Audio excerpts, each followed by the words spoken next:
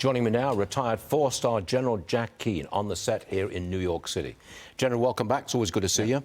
Is Biden pushing Israel to accept a Hamas win? Well, there's implications of that. They're certainly pushing Israel to make concessions to go to a ceasefire. Now, I really think behind the motivation of the president and his team is they really want the fighting to stop. They're not saying that, but I think that's the implication of it.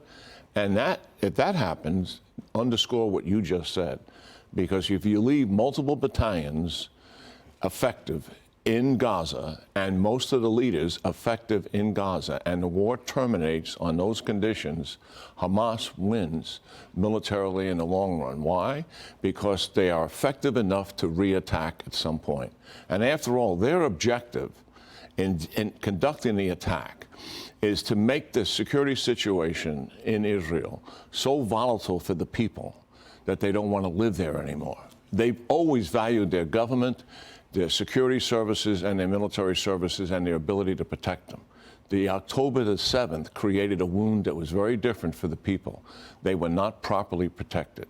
And that's what Hamas will do again if you give them those kind of conditions. That's the implication. Well, Israel, I think, has lost the public relations battle. Absolutely. The PR, I think they've lost it. Okay.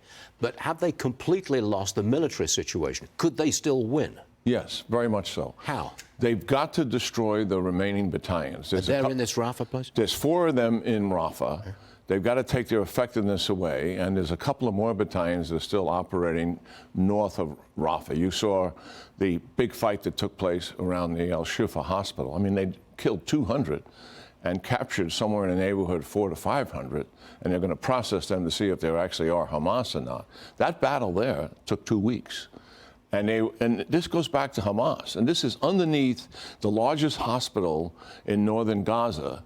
Hamas has all of its people there using the hospital as a shield to protect them. But why does Biden want to stop the Israelis from finishing them off in Rafah? If they've got the battalions there, maybe the leadership is there, why won't we let them go and get them? Yeah.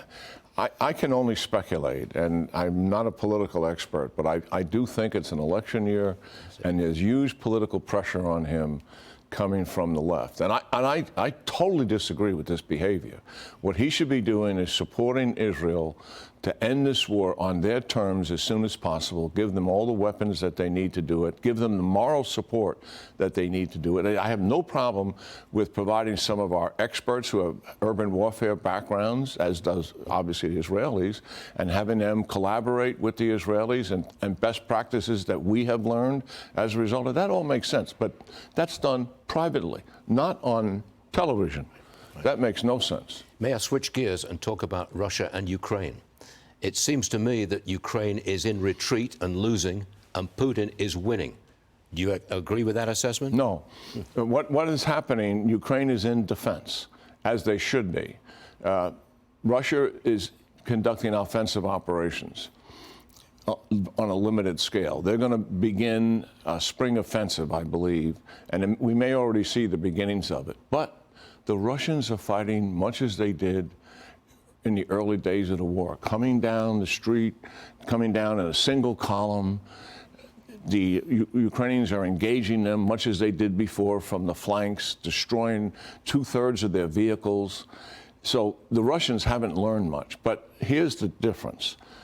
They have more people now because Putin mobilized close to 300,000.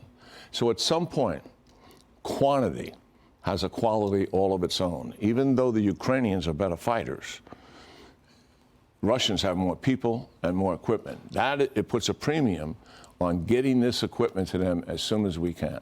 Also, the Russians are conducting aggressive air campaigns because they know they want the Ukrainians to run out of air defense systems as quickly as possible.